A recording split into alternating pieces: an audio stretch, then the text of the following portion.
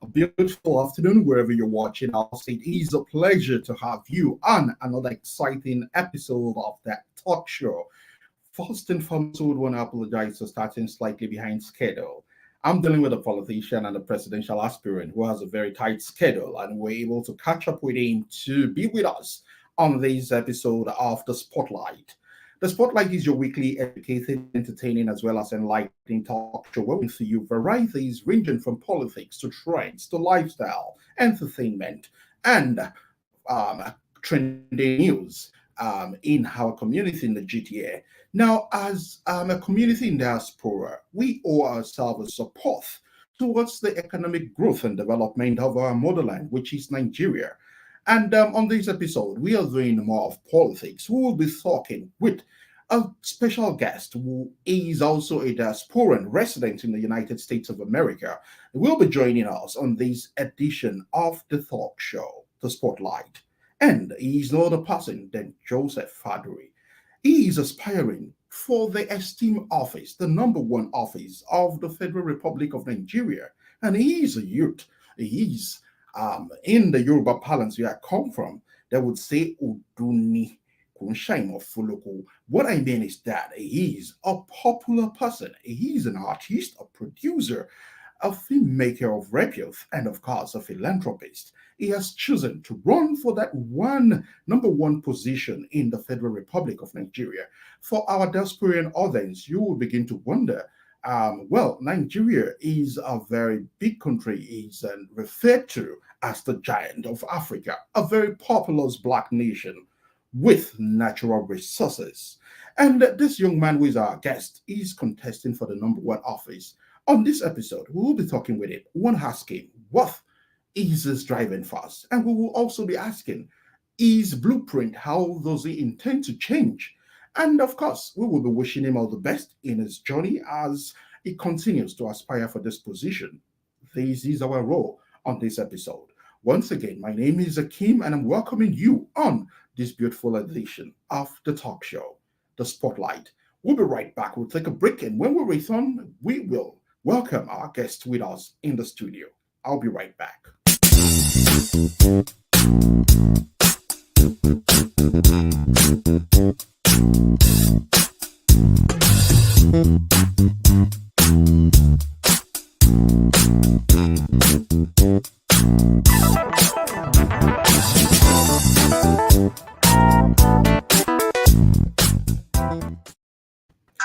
Oh, welcome back, everyone, wherever you're watching us. We have with me live in the studio the presidential aspirant of the most populous African country, Nigeria.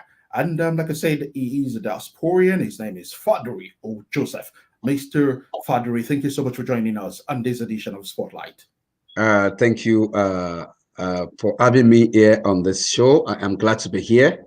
I always like to engage Nigerian people wherever they are around the world. And this is another opportunity to engage with Nigerian people. And I want to thank you for giving me the opportunity to be able to speak to my people all around the world. Thank you. All right, thank you so much. So quickly, you have chosen yourself. You have made up your mind to run for the number one position. And first and foremost, we would want to know you. Who is Joseph Faduri?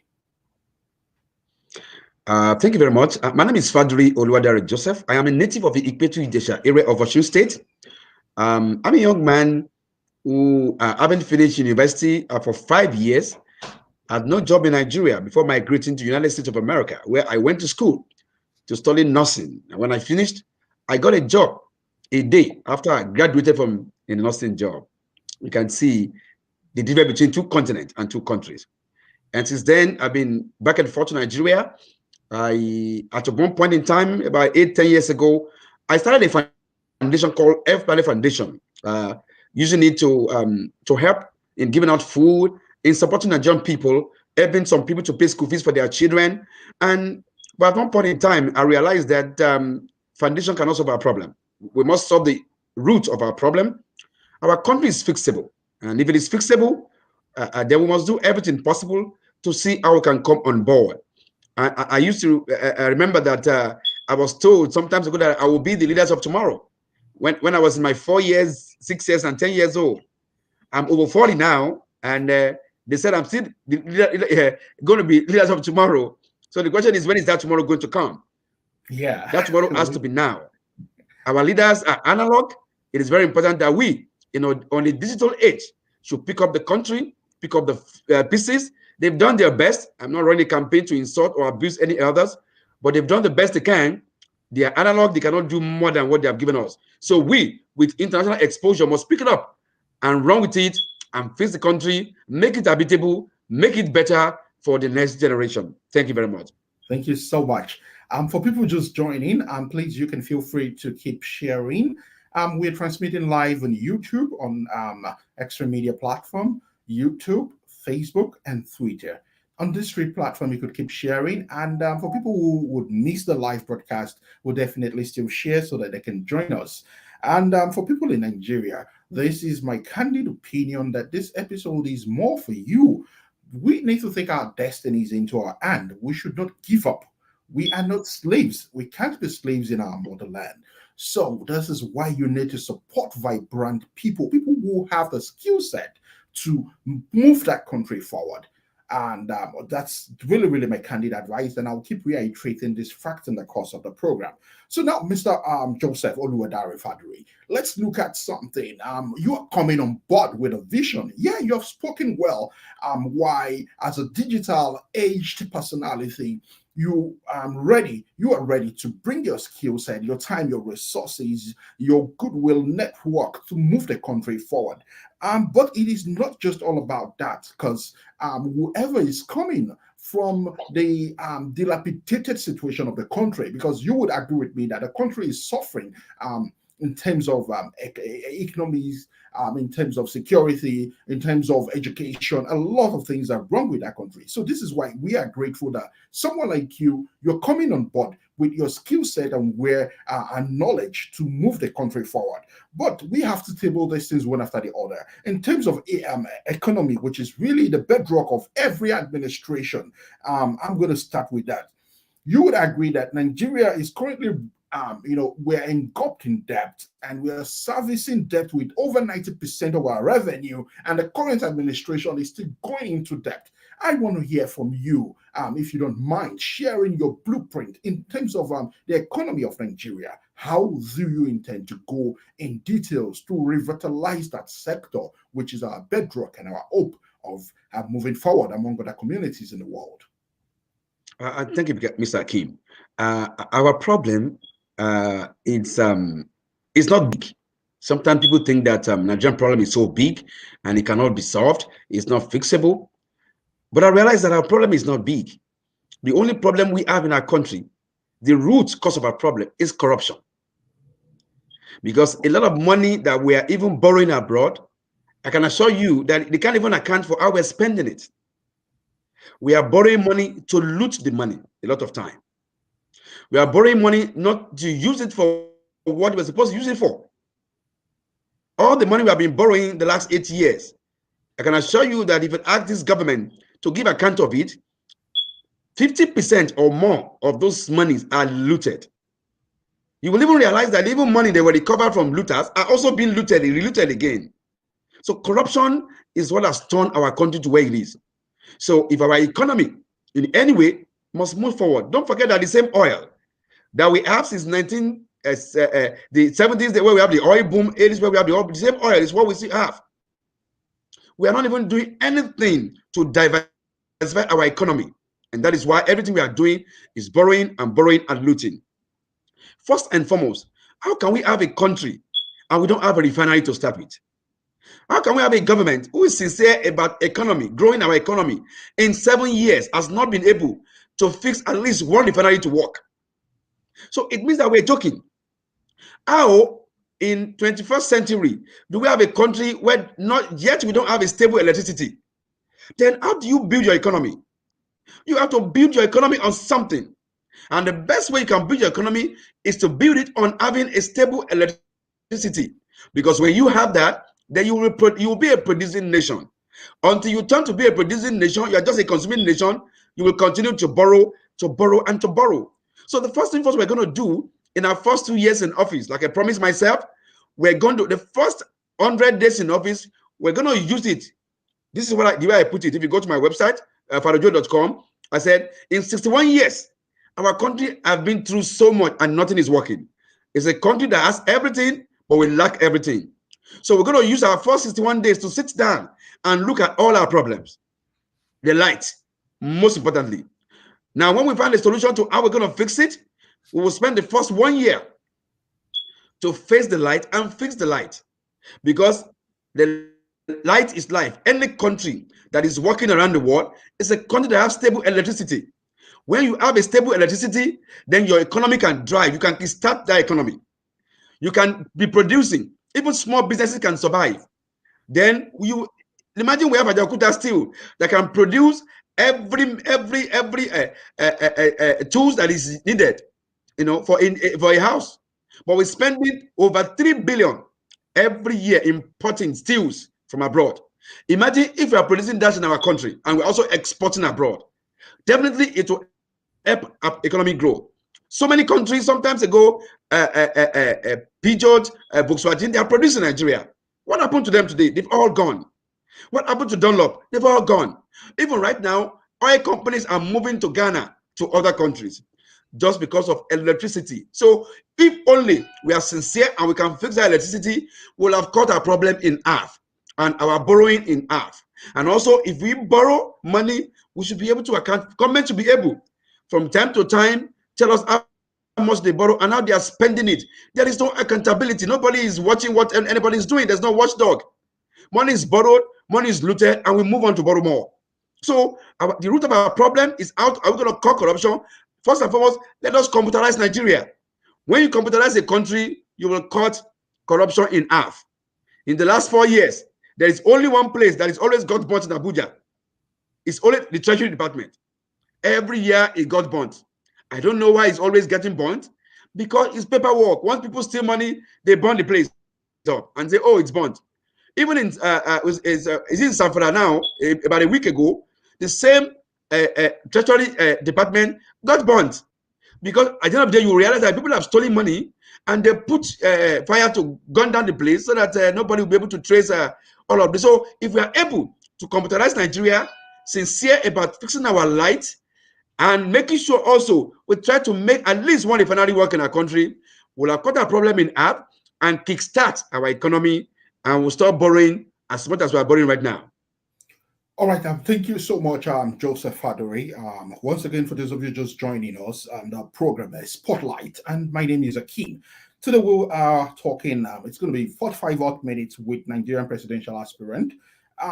Before I move on, Mr. Joseph, the purpose of this engagement from our perspective as diasporian is beyond having to complain about Nigeria.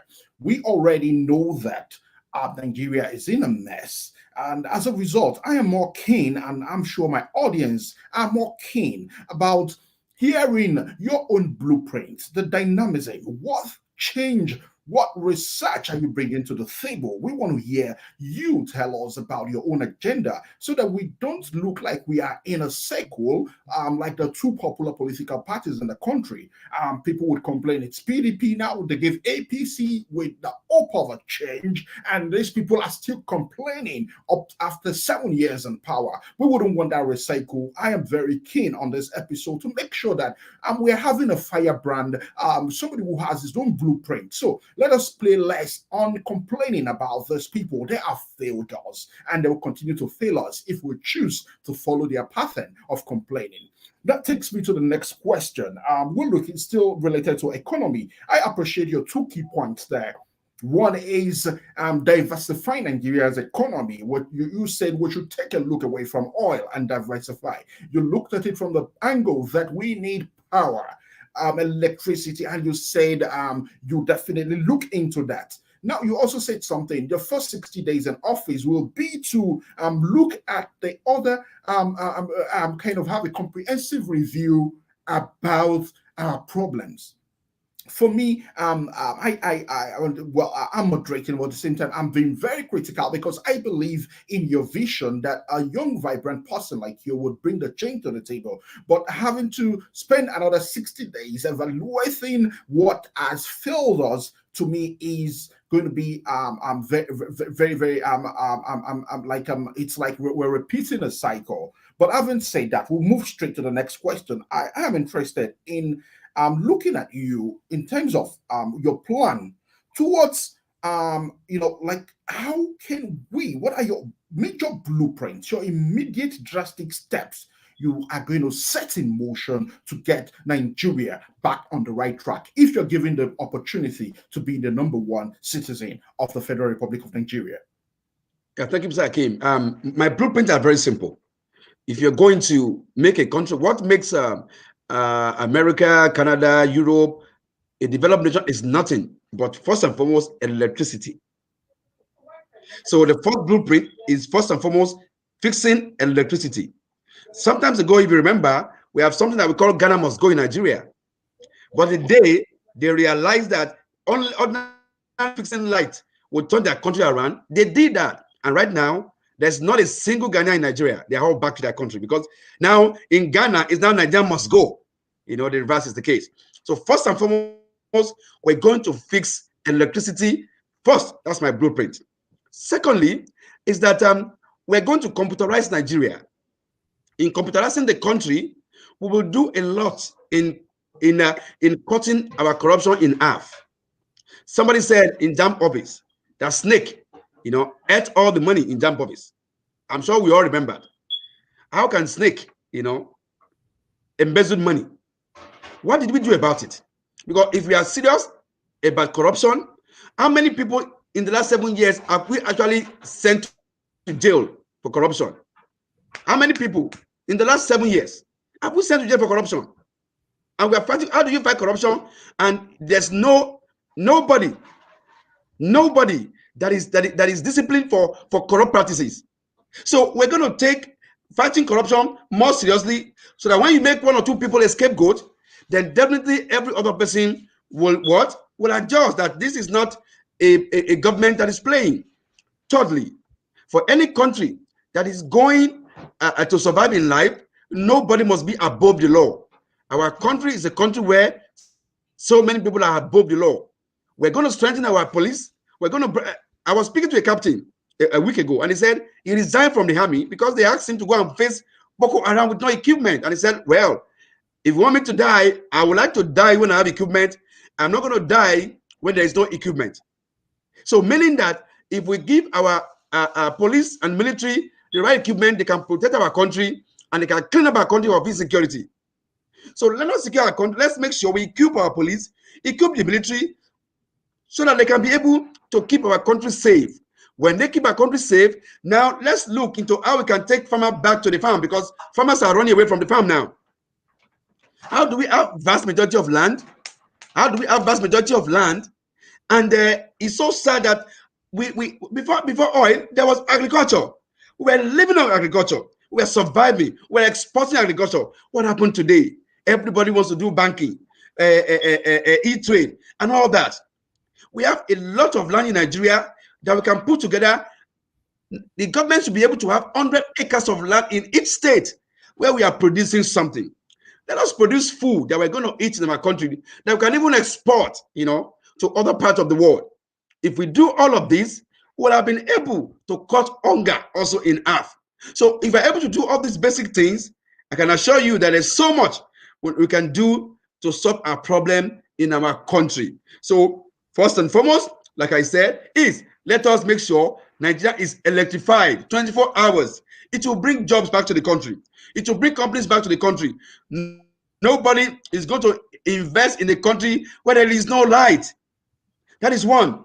Secondly, is that agriculture is most important. Let us go back to days of agriculture. Government should fund, give land to people for free for agriculture.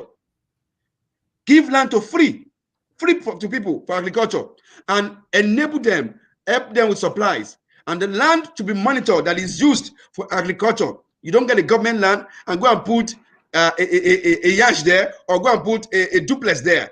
Government will come after you, will take the land back and put you in jail, because that was not the reason why we gave it the land in the first place.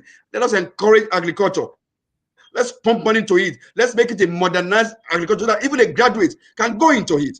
So if we're able to do all of this, we'll have been able to position our economy, and put it to run with the rest of the world. All right. Thank you so much, Mr. Fadri O. Joseph. For people just joining us, we want to say thank you so much for being a part of the program on this episode of the Spotlight. And it's been a very hot one. And I want to say thank you so much. For people, I want to take some few comments before we go on a very short break. I want to thank MOA News blog. They're actively following the trend on this program. And for him, he says the problem with Nigeria is just leadership, and that is what you are bringing to the table. And he also said that when Nigeria has a leader with a political will and leadership powers, corruption will disappear. And he is asking a question. He's saying, what will be his low-hanging fruit to neutralize the effort of cabals in presidential villa? That's a question for you. For me, I'm taking it one step after the other. I would want to say thank you so much, Mr. Joseph. Do get prepared. We will take a very short break, and we're going to return after the break. When we return, we will continue to look at some of these questions being asked by Mr. MOA News blog. He's really concerned and he wants to know. But before then, let's take this break and I'll be right back.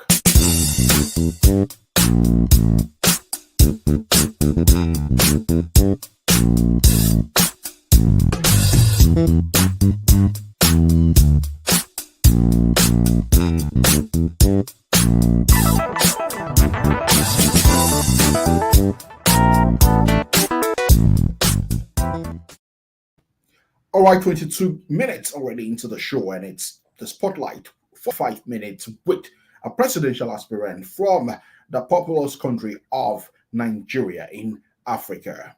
He is Joseph Fadri. He's still in the studio with us on this episode. So let's pick it up from the last question we got from one of our audience before I continue with you. They said, what will be, how do you intend to take care and neutralize the effort of cabals in the presidential villa? You understand what this means, and I'm sure every Nigerian understands what we mean by cabals.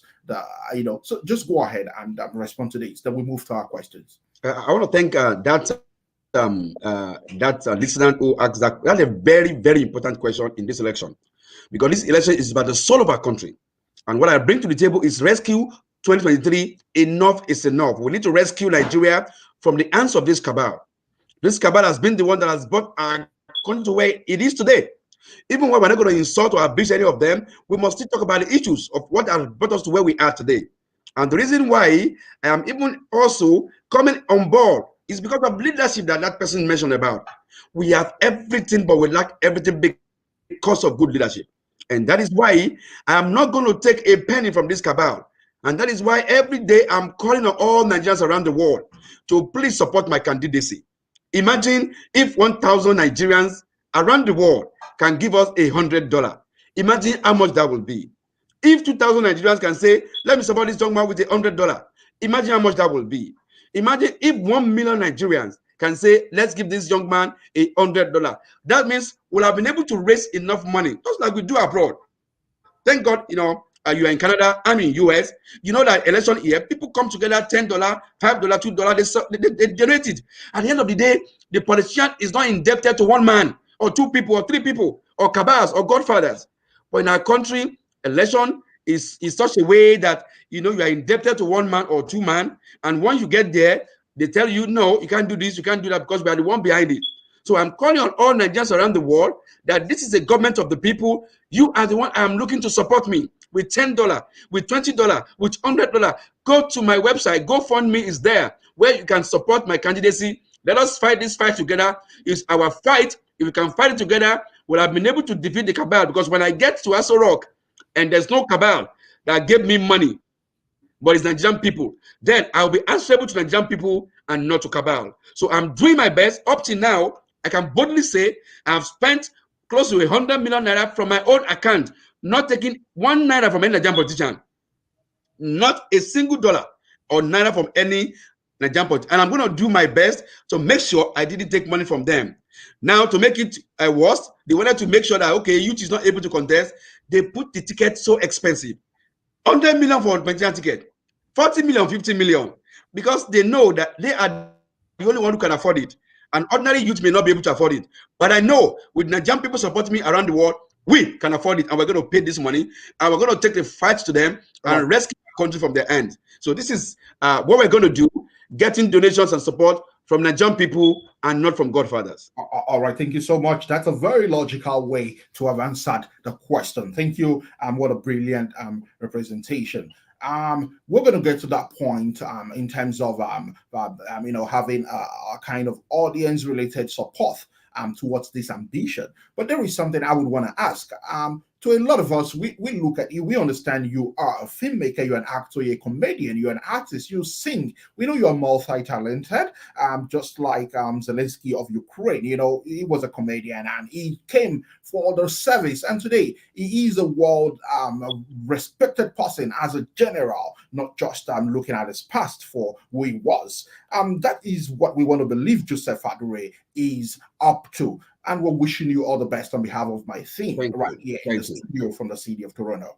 Going to the next question. Can you tell us, what have you done so far? We want to see, we want to know, what steps have you taken in the past months that shows a level of seriousness and committedness to this cause that you have chosen to rescue Nigeria?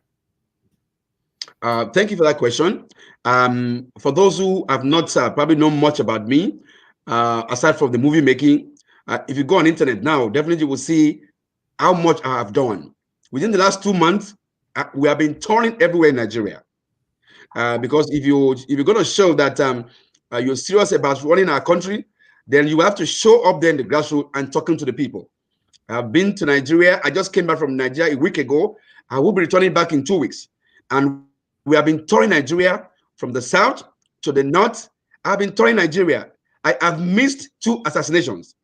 Kaduna Airport, I left Kaduna Airport 5 minutes before that airport was attacked. For those who heard about the attack. The train in Abuja coming from Kaduna, I missed that train attack by 30 minutes, by just a twinkling of an eye. I want to believe that they are not coincidence. There are people somewhere planning something, but God is more than them, and God is not going to give them to us to kill. So I have toured everywhere. I have been in Nigeria. I've heard Nigerian stories. I've seen Nigerian people and see how people are suffering. My people, our country is worse than we think it is if we're abroad. We just hear a little. Home is not safe. Road is not safe. Airport is not safe. Train is not safe. Church is not safe. Mosque is not safe. Nowhere is safe in our country. Insecurity now is the #1 problem in our country, and a country that is not safe cannot progress. A country where 90% of its youth also are not working cannot progress. So it's a country where we have everything, but we lack everything. A problem of leadership has eaten our problem. Our country is just a way that nothing is working. So until we fix that leadership problem, nothing is going to move in our country. I am committed to this. I'm ready to move around the world and mobilize Nigerians, both home and abroad, to see how we can do this, because this election is not going to be those in Nigeria alone that will fight it. Even we abroad, we have a role to play.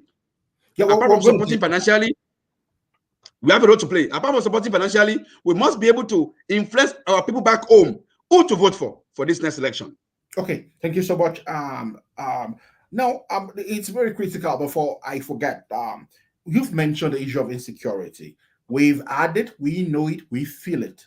Now, can you tell us what exceptional do you intend to do if given the opportunity to serve Nigerians as their #1 citizen towards security?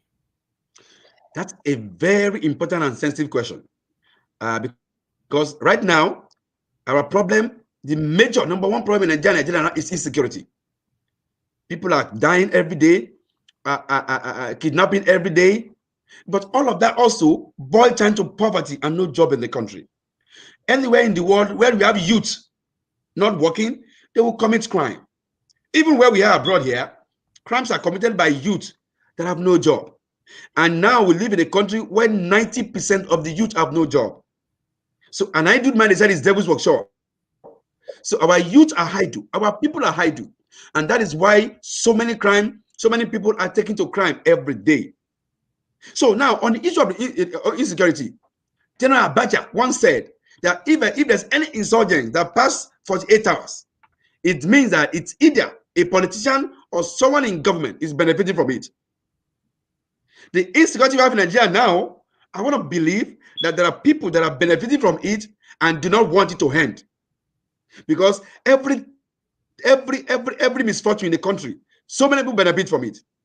So we're going to do everything possible first and foremost to identify the problem. If you bring the generals together, they can tell you what the problem is. Like I told you, there's a captain who said in 4 days, the captain told me, he said, I'm coming to support you because I know you are sincere and you can fix this country. He said in 4 days, we can wipe off Boko Haram out of Nigeria. In 4 days, that's what he said. He said, give us the right equipment and we'll do that. So if we don't have the right equipment, why can't we reach out to countries like United States? Right now, US has given $3.4 billion in aid to Ukraine. Why can't we call on such country and say, please help us? Give us aid to fight this insecurity. So it means that if we give our military people the right equipment, they can wipe off insecurity in our country in 4 days. Also, if we are able to electrify Nigeria, so what it means is that now with the use of radar, you can actually be able to know where people are. If America can stay here and pick up Bin Laden in Pakistan, it's a technological advancement project. We can use technology to map out where we have these hoodlums in Sudan, where they are hiding.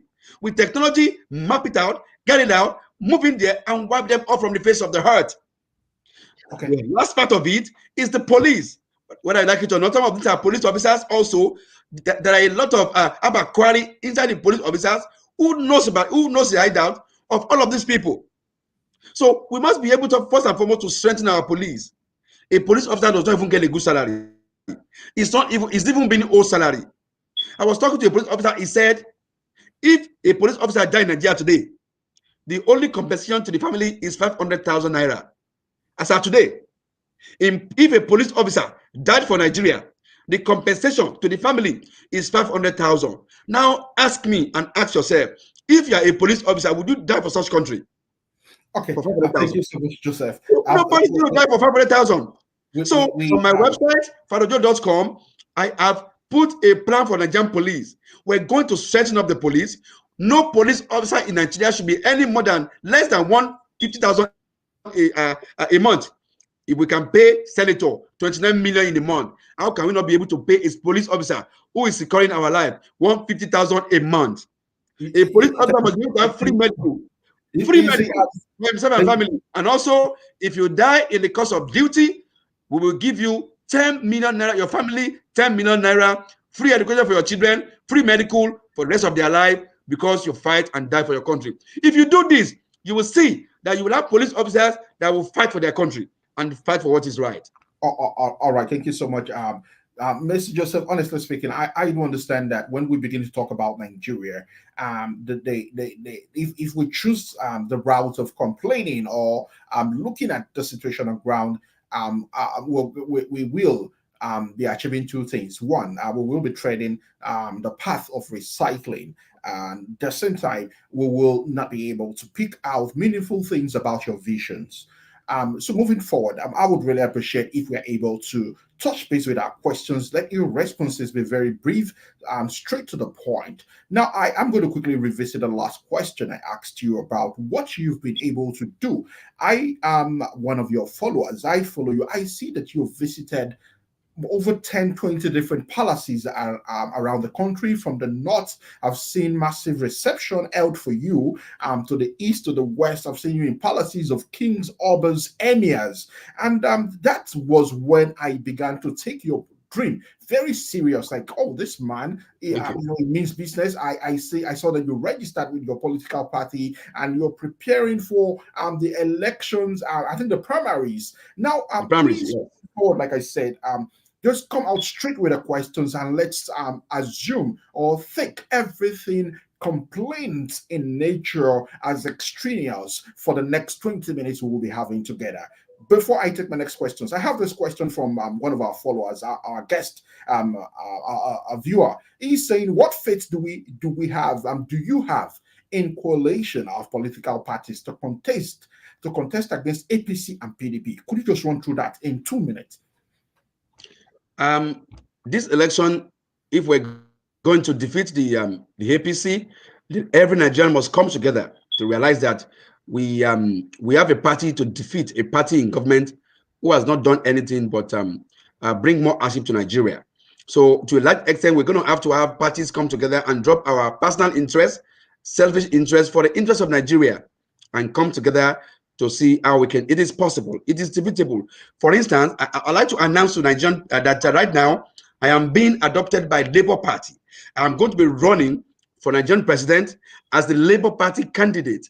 So what it means is that I'm representing Nigerian workers and Nigerian youth. So if I'm able to combine Nigerian youths and Nigerian workers together, we should be able to win any fight, every fight. Nigerian workers right now are underpaid. ASU is on strike. School is closed. All of this is we're going to resolve. So I'm running under the I'm coming out for presidency. I just finished every memorandum of understanding with Labour Party. I'm going to be using their platform to run for this presidency. So we're going to do everything possible to mobilize all Nigerians against the party, the ruling party. Thank you so much, Mr. Joseph Faduri. For people just joining us, it's still the Spotlight Show. We're transmitting live this beautiful, chilly afternoon from the city of Toronto in Canada. My name is Akeem, and I want to ask my guest one very critical question. When you talk about Labour Party is, I would say, is a prominent Nigerian political party that has been able to birth and give opportunities to state governors, to Senate, members of House of Rep, and other political portfolios. Now, we want to find out how prepared are you for the primaries, or have there been a primaries, and are there other big wigs in contest? Could you lead us through what your plans are under the party and how you intend to clinch the presidential opportunity for that party?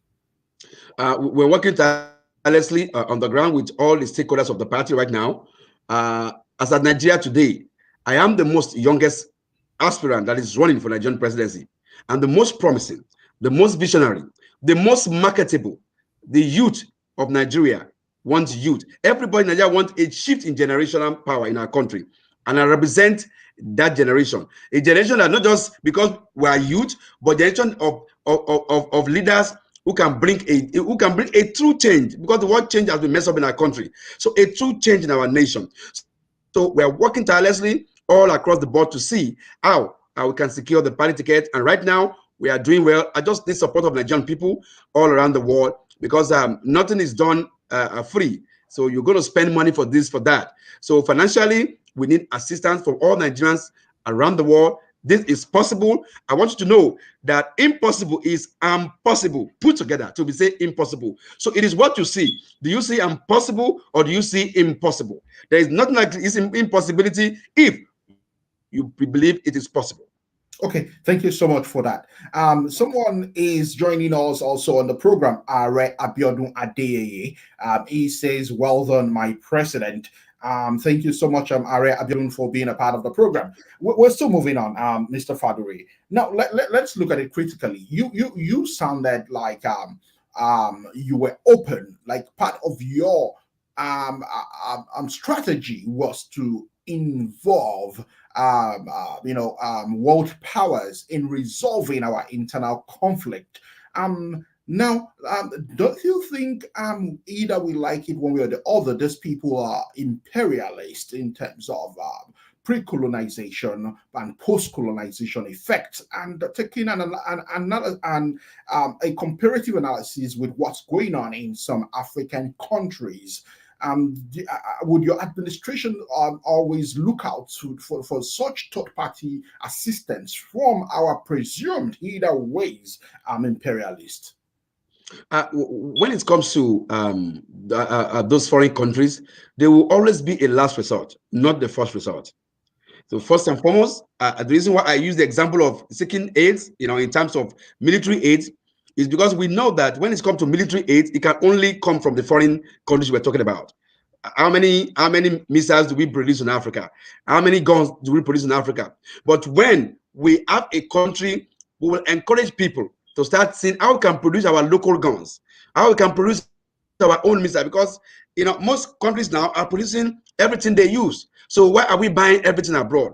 But first and foremost, to resolve the quick recovery of our insecurity problem, we will need a foreign help. There's nothing we can do about it. If we remember, sometimes ago when Alhaji Kwakwanzo was the Minister of Defense, he was given so much money to buy equipment for the Nigerian army. What happened? He told us that it sinks ship, and the fish inside the ocean, swallow all the. These are the people who have messed our country where it is today. So now, if we have sincere leadership, that means that if we buy equipment, the equipment we get to the military can use the equipment to fight. I've always said that we have the best military in the world, because without equipment, they still fight, they still get something done. So they will always be the last resort, not the first resort. If we've tried everything and everything failed, we're going to use them to achieve our aim, but they won't be the one to dictate our country. Thank you. Thank you so much. We have Abiola Olaifa joining us, and he's saying the point we are is a point where we all need to support this young man to achieve a new Nigeria. The rescue process needs all of us. Thank you so much, Abiola, wherever you are watching from.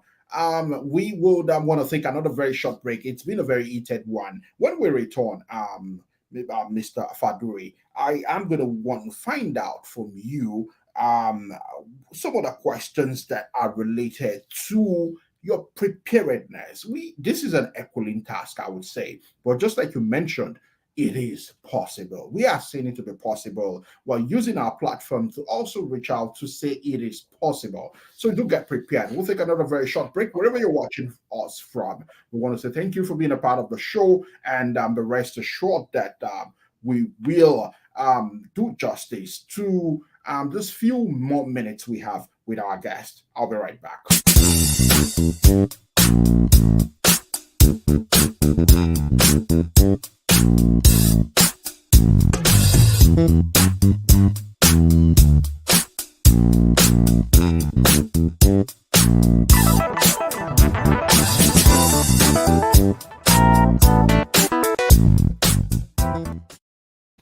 All right, welcome back wherever you're watching. Want to say thank you to all our esteemed viewers, and thanks for being a part of the show. It's Spotlight. We're transmitting from the city of Toronto this chilly afternoon.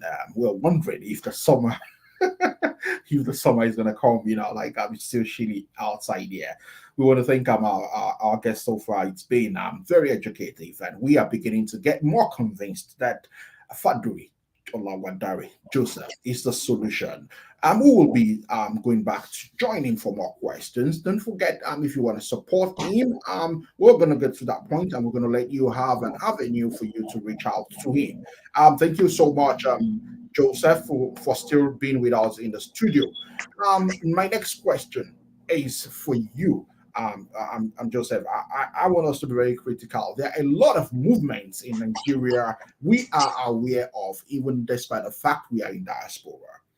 We understand some people, some youths are also trying to form movements. I know very well Fela Anikula Poputi's son, Big Blackbird, the saxophonist. He has his own group moving, trying to make sure that people are educated, that we can wrestle power from these failed generation of leaders we've had. We've tested the two major political parties, and we have seen they have failed us mercilessly, and they're still calling us fools to our face for us to come back and still support them. No, their blueprint is no longer blueprint. It is failed print. We are not interested. We want the change. So in terms of collaborative efforts, how far have you gone in terms of having a kind of unison platform for Nigerians to emphasize the change from a youth like you? Thank you for that question. Right now, our country is still divided against itself, and this is what these leaders have done: divide and rule. That's what they've been doing within the last years. Just divide them, and then you can rule them. They have used religion to divide us. They have used tribalism to divide us. In fact, even within the youth, they use the learned and the unlearned against each other. I tell some youth when I was in Nigeria about a week ago. I said, you are called Agbero. They gave you Agbero as a bad name so that they can hang you. So they're making you feel that you're not part of the every other youth in Nigeria. So when it's time to use for election, they tell you go and attack those other you because they are not part of you. So we must be able. I'm doing everything possible to bring everybody together for this election. So and I know that after the primaries, when the dust is settled, then we'll be able to know which way to go.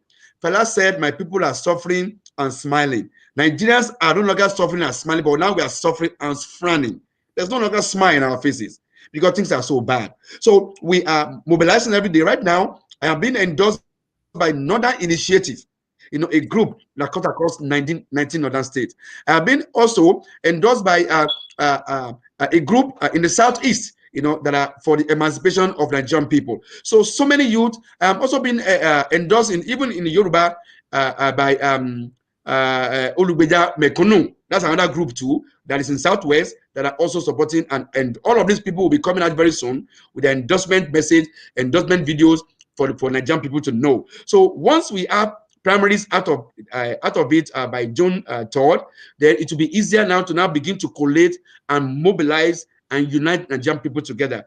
I've spoken to a Nigerian student president, now president in Nigeria, Comrade Adebayo. I've had a meeting with him. I have to bring all Nigerian universities together and let us be under the same umbrella and fight for our country. I've visited University of Benin. I've visited Delta State University, and I'm going to visit as many universities that we have in Nigeria before election to mobilize Nigerian people and Nigerian youth. So I'm going to mobilize Nigerian youth together, both home and abroad. I'm going to be on a mission I'm coming to Canada. I'm going to UK in June. I'm going to Australia. Everywhere there are Nigerians, I'm going to rally around Nigerians all around the world and see how we can come together for one purpose, to rescue our country. Okay, thank you so much. With all you've said so far, I think one of our audience is still having feelings that you have not been able to convince Nigerians that you can do the job of Nigerian's president. He says, sentiment aside. That is from MOA News blog. I'm going to allow you to respond to that convincingly. And also, we want to say thank you so much. I'm Isaac Adesoji.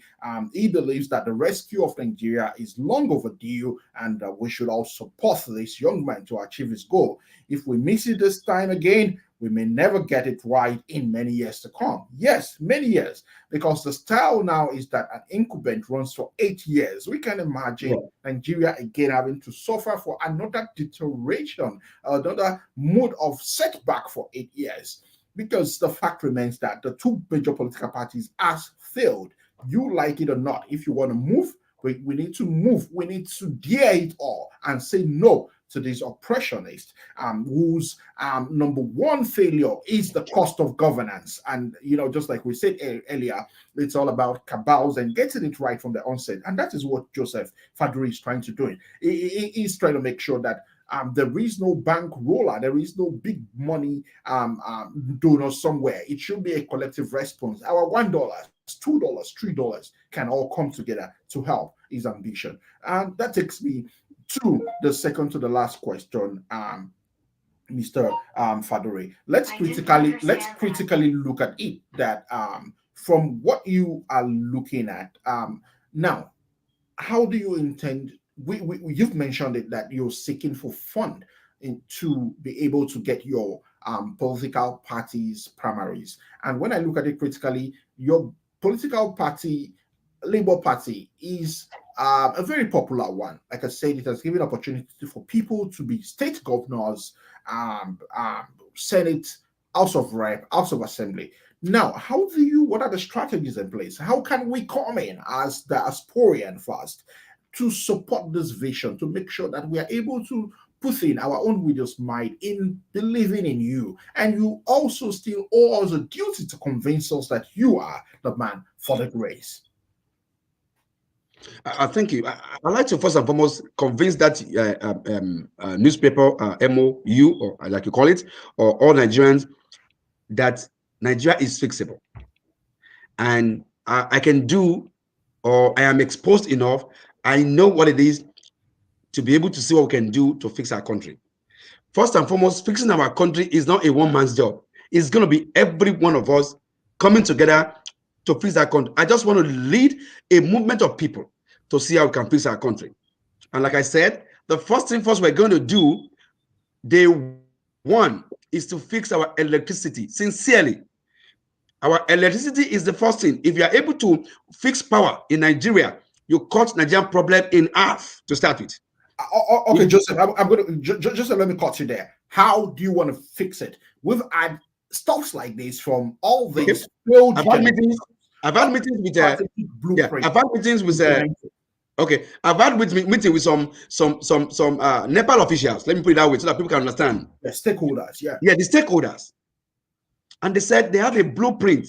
The blueprint was given to government 10 years ago. 10 years ago. Up to now, nobody looked at that blueprint. So it means that there are people in Nigeria who are sincere about how we're going to fix our country, but so many don't care. I have a young man in US. He left Nigeria angrily. He left Nigeria angrily. You know what he said?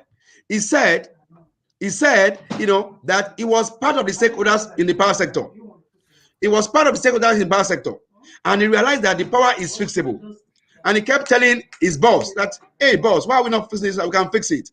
His boss said, keep quiet. You don't know what is going on behind the scene. Then the young man said, he packed all his bag, he packed his family, and relocated to the US. So meaning that there are people who knows the problem, the solution, but we're not giving them the opportunity to get things done. So the problem and the solution is right there. It is just that we don't have good leadership to make it work. That's the problem we have. So now, if we're not able to fix it, I'm ready to go, even to Ghana. I'm ready to go and consult Ghana. I say, Ghana, please come and help us. How did you get it done? South Africa, I don't even have to go abroad.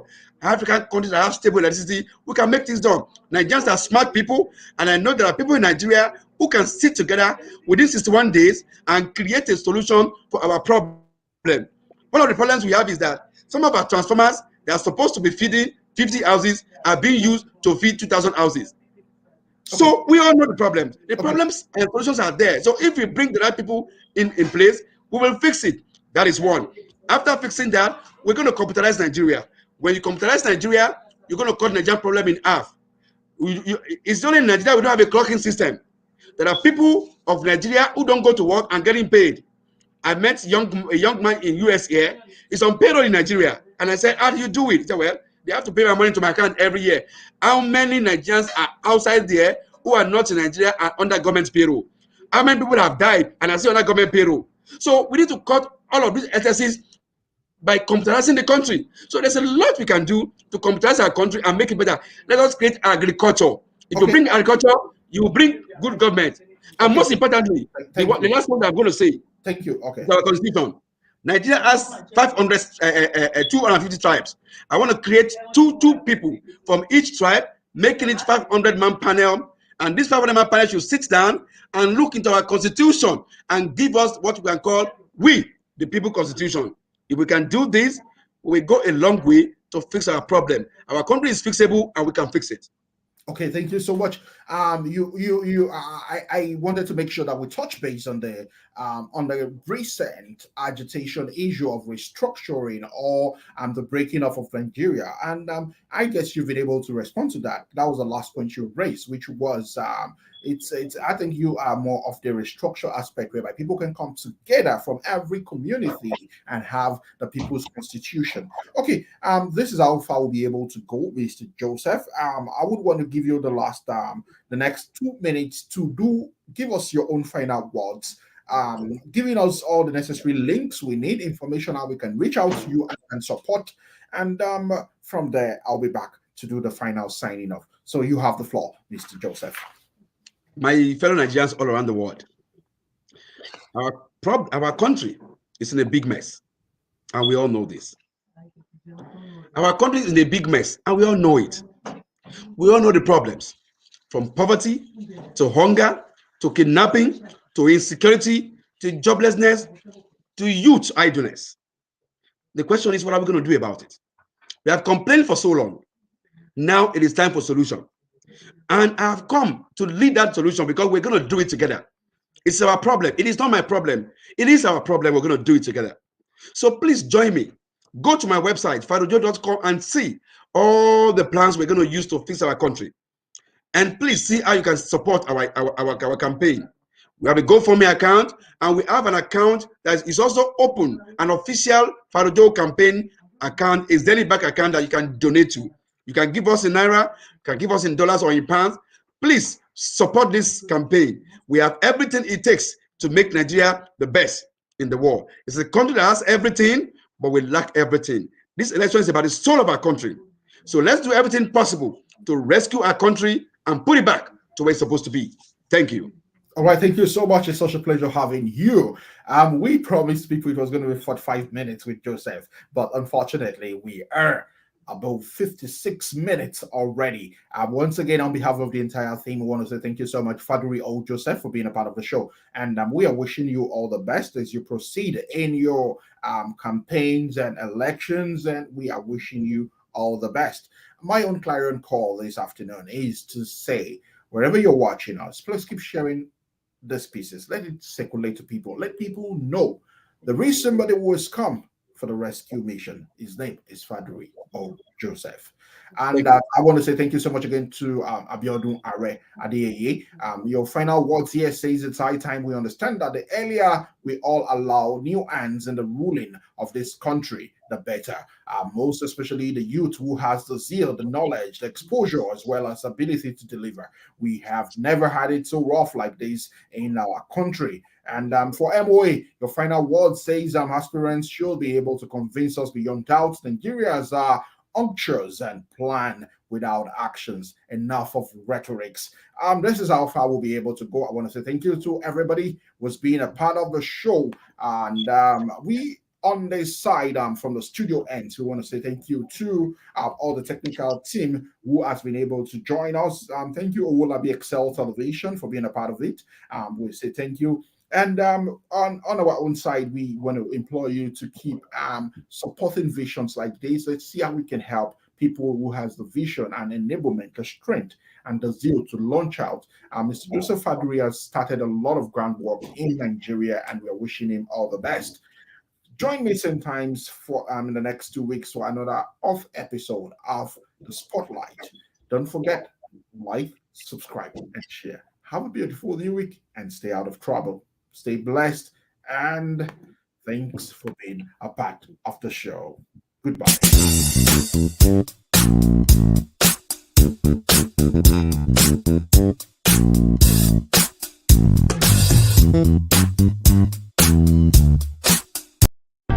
Live TV